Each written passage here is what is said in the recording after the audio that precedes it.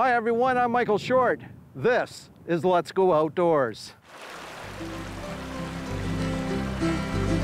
Let's go outdoors where the waters run clear and cold. Mother Nature's world is better than gold. So much to see, so much to do. Let's go outdoors, me and you.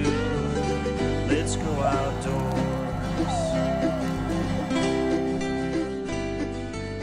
Let's Go Outdoors with Michael Short.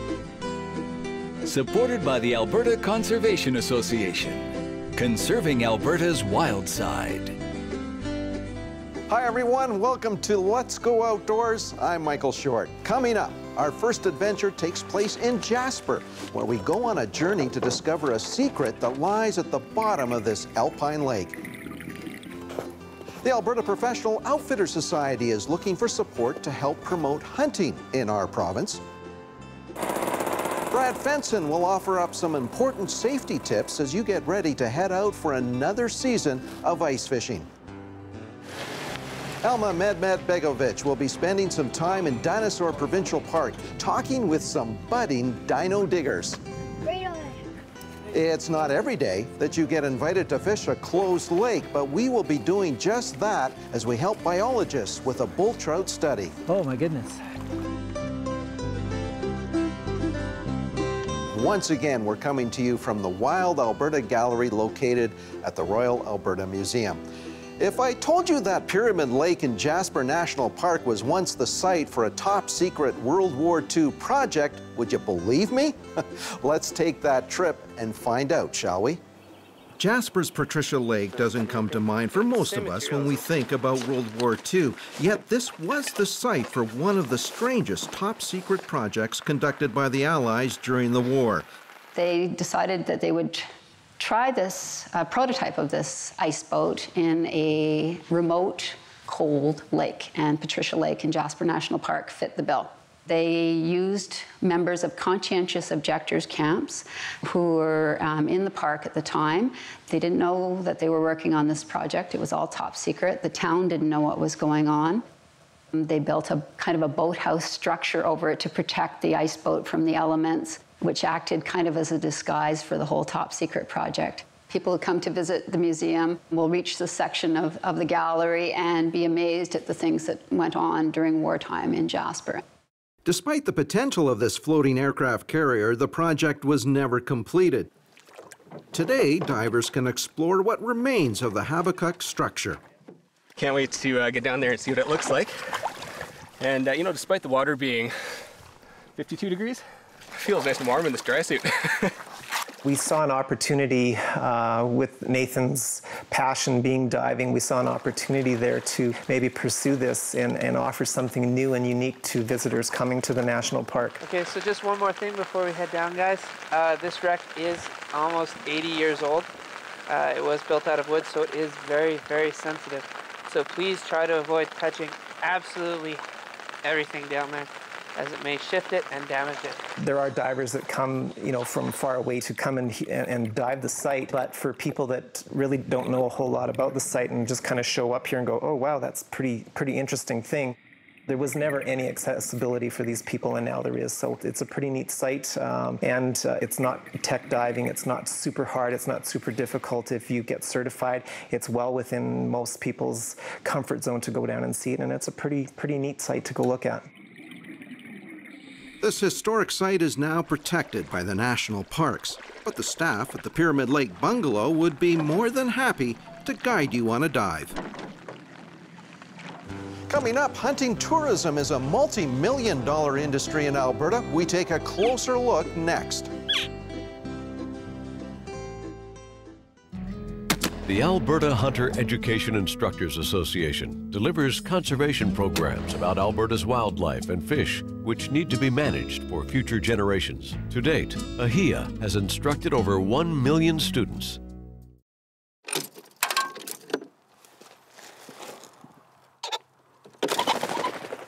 Pheasant hunting has been on the decline here in Alberta. That's where the Alberta Conservation Association and other conservation groups have come together and have brought out the Pheasant Festival taking place here in the Taber area. We knew that pheasant numbers have dropped when pheasant hunting numbers have dropped. So we've gone from about 27,000 back in the 80s down to 6,000 this past year. So we were really concerned about that. If the number of hunters continues to drop, well, then we're going to lose pheasant hunting completely. So what could we do to try and help that out and improve the numbers? I think I'll just take them to the river for a quick dip. We've got 460 people registered to hunt pheasants for this week. And on top of that, in the first weekend, we did novice hunts, and we had 4 different novice hunts with anywhere between 20 and 40 people signed up for each of those novice hunts. So it's been great turnout. There it is. We have 3,000 birds to release in 30 different sites. What we're trying to do is find places that could potentially overwinter birds or that you'd regularly find birds in. So areas with lots of cover in the ground, cattail marshes, willows, areas that haven't been grazed really heavy.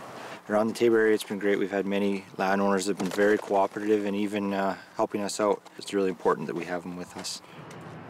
We've committed to staying in Taber and doing the festival here for 3 years. We're hopeful that it will grow and we'll be able to make it a cost-neutral event so that a local group can take it over and do most of the planning, so that allows the organizing group to move on to someplace else and then get another festival started. Basically, we do want to move around the province, getting more festivals throughout the province, bringing the economic benefit that comes from having these kinds of events occur. I mean, we're in a town of Taber, I believe it's close to 8,000 people, and we've brought in 460 hunters to here. It's going to have an economic impact for sure.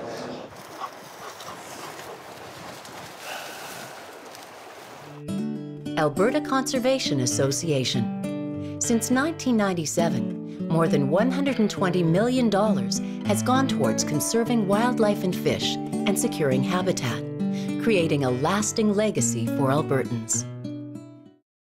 Hosting traveling hunters to our province is a role provided by more than 400 professional outfitters. But as we will hear, this industry has fallen on tough economic times.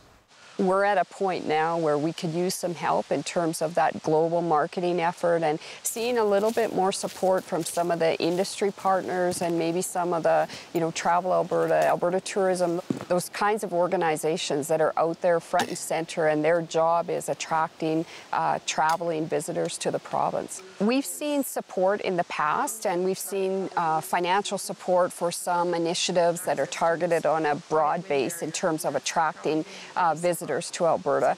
I think where we could use some assistance is being able to compete against the other provinces and maybe some of the other destinations in the U.S. which are cheaper to travel to. You're not dealing with border issues, you're not dealing with international matters. So we could really use some help in terms of awareness, recognition, and attraction of people to look at Alberta and say, wow, this is the destination of choice. First of all, it's the experience of the outfitter, being almost treated like family here.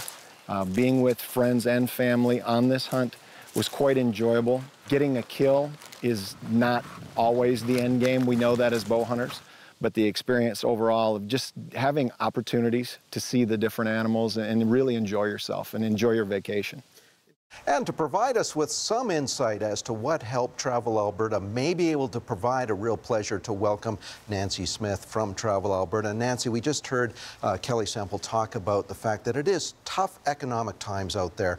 I've got to imagine, though, when it comes to promoting hunting to a very large audience, both in North America and overseas, it's a tough subject to broach. It can be, but the way that we approach it is really, we never lead with one experience or activity, so whether it's hunting or skiing or meetings.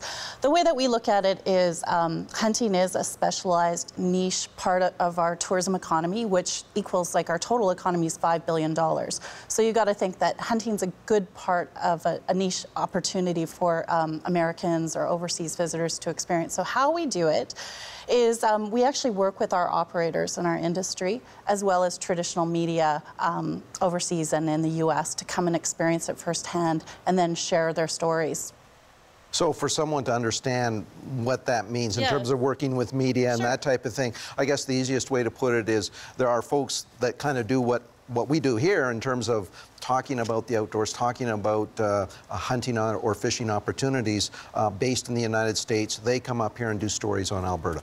That's exactly right, Michael. And last year, we had 30 television shows come to Alberta. And what we do is we can help with, it's actually quite a complex process to get the right paperwork to allow them to come and film in Alberta.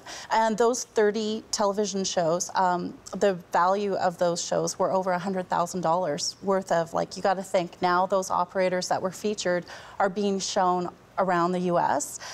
To hunting enthusiasts. And what we hear anecdotally, as well as testimonials from those operators, is the minute those shows air, probably just like yours, those operators that are featured, their phone starts to ring, their website visitation goes up, and therefore, you know, they're getting the targeted marketing that they were going for. Is there an opportunity, though, to, again, Kelly was sort of specific in saying, boy, we've got to have an advantage, if you will, in terms of marketing ourselves, Alberta, and be competitive with other provinces in Canada and be competitive with other hunting opportunities in the United States. Do you see yourselves getting involved in direct marketing opportunities with the Alberta Professional Outfitter Society? Absolutely. And the one thing that I know to be true in any case of good marketing is it always comes down to the product. And what I know to be true about Alberta's product is we're blessed with like a trifecta of good marketing. We've got magnificent scenery. We have an abundant trophy class wildlife that's internationally known for its good health and good resource. As well, we're well regulated, we're a safe destination, and all of that combined creates this, like, this is a destination that we should visit. There's certainly, every American hunter that I've ever talked to, and been in doing this thing for 11 years now, and it's a constant theme that, boy, the experience that they had up here was just first class. The outfitters themselves are first class. So that there is some, I guess, an easy step anyways to help promote this industry abroad and outside Alberta's borders. That's one of the reasons why we actually like to engage our industry to do it, so that potential hunters can meet them firsthand, not just hear from a provincial authority saying how great our hunting is, but instead to meet the guides and to kind of get a sense of what the experience would be like. Because I agree, our outfitters really historically have been known as some of the best guides in the world, and I know that to be true today too. Nancy, thank you very much. Thank you. Well, we're into a new ice fishing season. Brad Fenson is along with a few tips to keep you safe when you're out on the ice.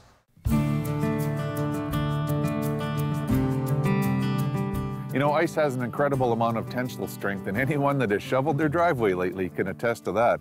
But ice is very strong, and you don't need any more than 10 inches of ice to hold up a regular pickup truck. For a matter of fact, in northern Alberta, they make ice roads into some of the communities like Fort Chip and take in semi-trailer trucks. So ice can hold you up. But I'm telling you, when you get on the ice for the first time early in the year, you always want to make sure and drilling those holes and making sure that you have enough ice is important. Some other things you want to do is plan ahead. I always take extra clothing and gear with me just in case somebody got wet. We have a quick change of clothes. So planning ahead, having an extra duffel bag with you makes lots of sense. Of course, you can get ice cleats if it's real slippery out here to prevent you from falling. And they sell actually ice picks that you can carry with you, put around your neck, and if you ever did break through the ice, you can use them to claw your way out. Because once you're in, ice that's wet is very hard to get a grip on. What I do is I always keep a pair of pliers handy. This is the Gerber Crucial, and the reason I like it is it clips on, so I use it when I'm fishing to remove hooks. But if I ever fell in the ice, I can actually use this to claw my way out and pull myself up onto the ice. Enjoy ice fishing. It's a great pastime for the winter months, but always be safe and just think a little bit ahead.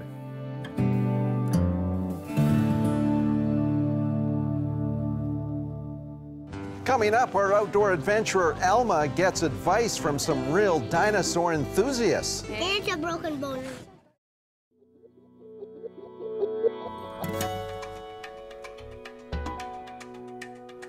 When Devon Energy recently inherited this 30-year-old access road, they discovered that many of the stream crossings were no longer up to par. So old-style culverts are being replaced with a much-improved modern arch design that reestablishes the natural flow of the bed. The small ledges will be vegetated to prevent materials from the road surface entering the creek. And the cost of this project? $200,000. Further down the road, a bigger stream, a bigger culvert. This time the cost, 500,000. To people like Devon Energy's Chris Walsh, that's money well spent. We hired biologists to come out and independently assess the whole right-of-way, looking for not only small permanent water courses, but the intermittents and the ephemerals that we may have to change our crossing structures to make sure that they meet today's criteria and Devon's intent of doing a good job. That's good news for fishermen because these streams eventually flow into Winifred Lake, a well-known trophy hotspot.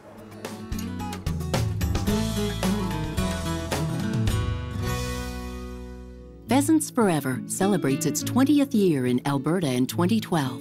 We are dedicated to the conservation of pheasants and other upland wildlife through habitat improvements, public awareness, education, and land management policies and programs. Anybody know what a coprolite is? That's fossilized poo. Oh, yeah, we're gonna find a lot of that today. Good thing I didn't wear my new shoes. Okay, next up. All aboard for the fossil safari at Dinosaur Provincial Park. We're off to discover fossils from dinosaurs that lived here 75 million years ago. But first, we need to know how to tell the difference between a rock and a dinosaur bone. What you do is you wet your finger in your mouth, and you hold it down to the bone really hard for about 5 seconds. And then once you try and lift up your finger, it will actually stick to the bone. And the reason for that is because all of the tiny holes in the bone will actually suck up the moisture from your finger and create a small vacuum. A lot of the programs here at Dinosaur Provincial Park are geared towards family fun and discovery. And we've got a whole lot of that going on here today. All right, what did we find? Yeah, that looks like a very large bone, doesn't it? I would guess hadrosaur. How about this one right here? That is also a dinosaur bone, as is this, and this, and this, and this. Wow, dinosaur bones are everywhere. You can tell that it is crocodile poo because of this white coloration to it. Just as Katrina predicted, coprolites. You know what it is. That is excellent, yeah. That is a really, really big bone. Almost looks to me like this could be a femur. So the really big bone that goes along your leg here. Hard to believe that 75 million years ago, this was a subtropical forest, lush with rich vegetation. It's right there. Right there. Yes, that is a vertebrae. Excellent. Jacob, what's been your favorite thing about today? Just all the bones that we found. Yeah? Were really cool. It's been a lot of fun, you know, get time to bond, and I'm a bit of a nerd as well when it comes to bones and paleontology, so it's a good way to connect. And who's your favorite dinosaur? I personally like Spinosaurus. Why? He's a huge carnivore. I like carnivores. What kind of noise do you think he made? Wow, can you do that again? That sounded scary. How many people found fossils today? Put up your hands. More information on the fossil safari is available at dinosaurpark.ca.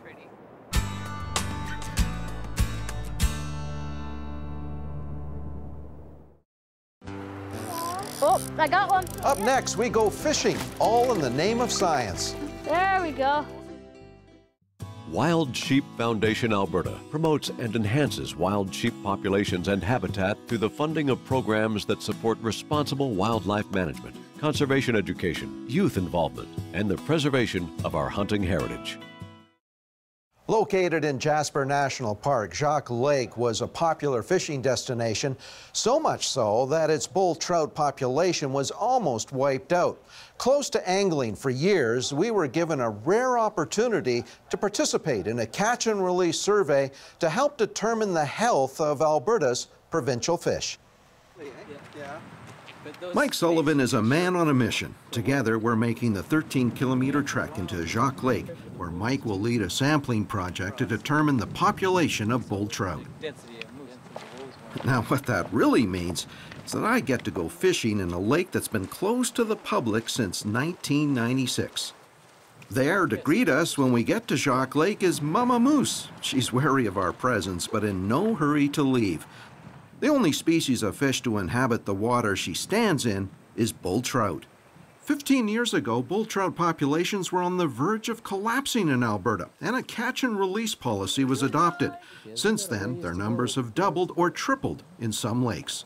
Say the numbers were really low and we wanted them to be up here and it doubled or tripled, it went from really bad to pretty bad to bad. It's getting better, but it's nowhere where it's supposed to be. By knowing the population that Jacques Lake can support, we can use this lake as a yardstick that all other lakes in Alberta can be measured against. Would you help them count those?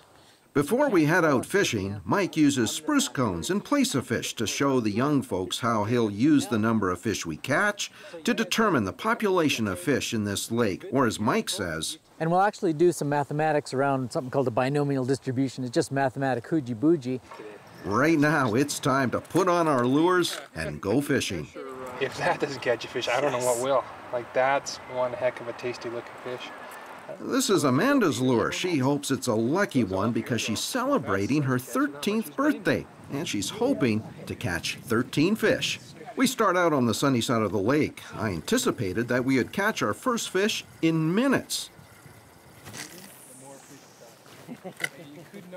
But that wasn't the case.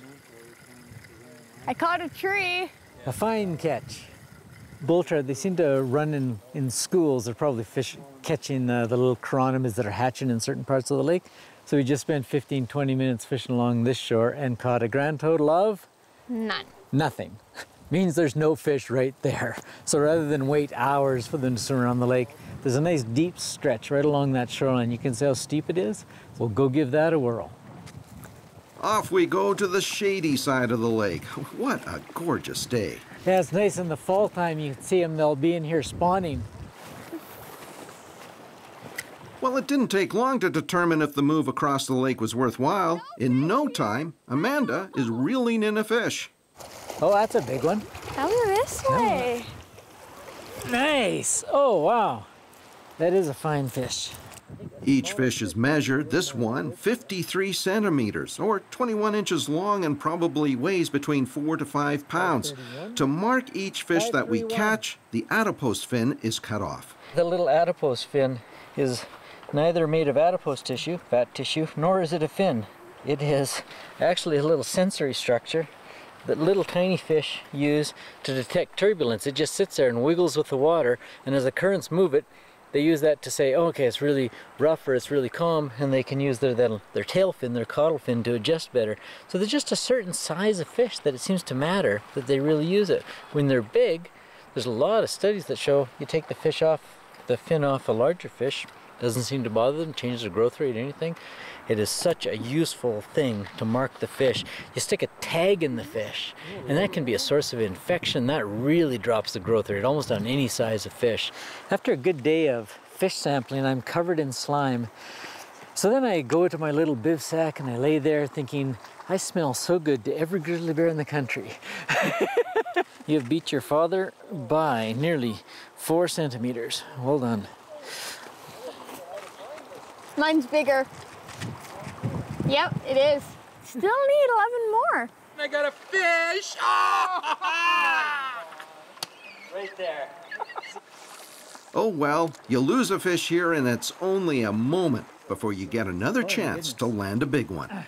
Just how great has this been? It is great. You really don't get much better. It's been beautiful weather here. The fishing's just been fabulous, so it's just been a great time.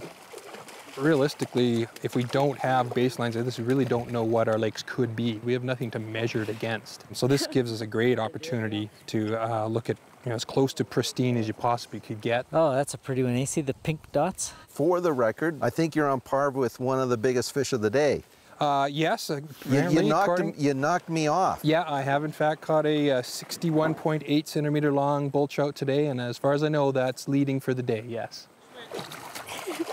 You have been running literally between the anglers that we have on this lake, because we're up to how many fish now? Well, just this little group of us have 11, and I've seen other guys getting fish too, so we're probably up to 15 or 20 fish just in a couple hours. In the afternoon, we head out with John Wilmshurst of Parks Canada and his 3 boys. When the fishing is really good for the kids, Dad doesn't get to fish much. And that's the case today as Sebastian reels in his first fish of the afternoon. Big fighter. There he goes. A little ways down the shore, oldest son Simon is about to land his biggest fish of the day. There we go. There's a bump. There's no little fin. And what's that fin called? Adipose. Adipose fin. This fish has no adipose fin because it was caught back in 2004 when the last survey was done. How special is it that we've caught a number of fish that were sampled back in 2004? Isn't that amazing? Yeah. I think we've got 5 fish that I saw in 2004, and this is now 7 years later. It means those fish are 7 years older. That means those are 12-year-old bull trout at least. To live for 12 years in Alberta is pretty unusual. In 2004, the population of bull trout here was estimated to be around 200. The question that needs to be answered now is that approaching the maximum number of fish that Jacques Lake can support. We expected when they hit the carrying capacity, we'll start to see pretty thin fish. People talk about going to these remote tundra lakes or lakes that have never ever been fished, and you see those big heads and snaky bodies. That means the fish have eaten themselves out of house and home. They're barely hanging on. We're not seeing that here. These fish are still fat. I suspect there's still population growth going to happen in Jacques Lake. I soon discovered that John is a very dedicated dad. One of his sons has a lure caught up in this tree.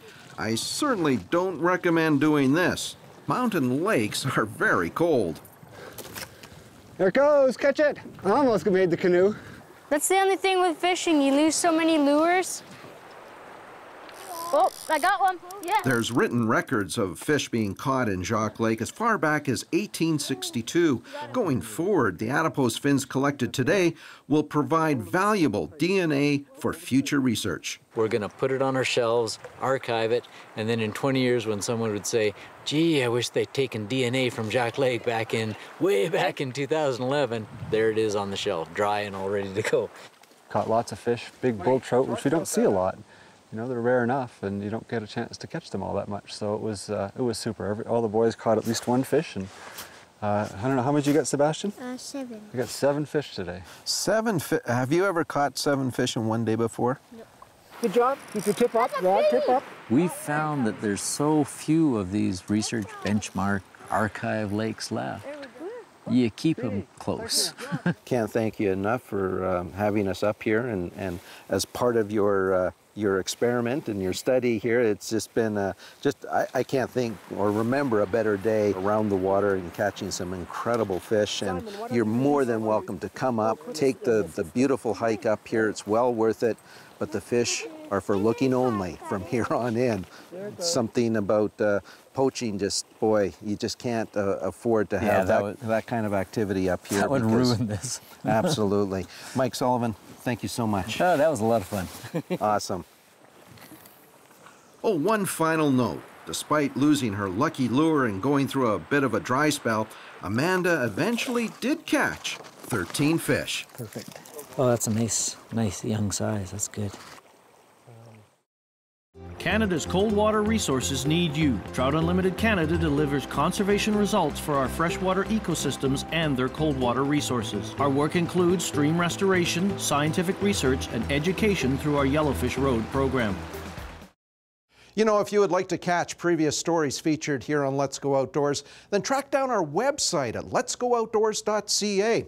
Remember, the outdoors is here for all of us to enjoy. If you see someone taking away from that enjoyment, call the Report a Poacher line. Till next time, I'm Michael Short. Let's go outdoors. I know where I want to be, outside, wild and free. Let's go outdoors, let's go outdoors, you and me. Let's go outdoors where the waters run clear and cold.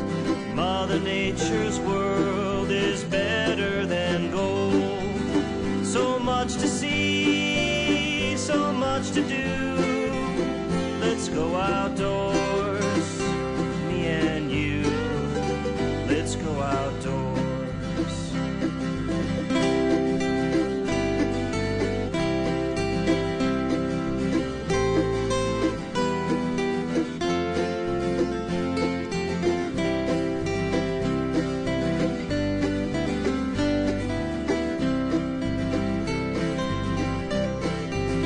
Let's go outdoors where the waters run clear and cold. Mother Nature's world is better than gold. much to do. Let's go outdoors.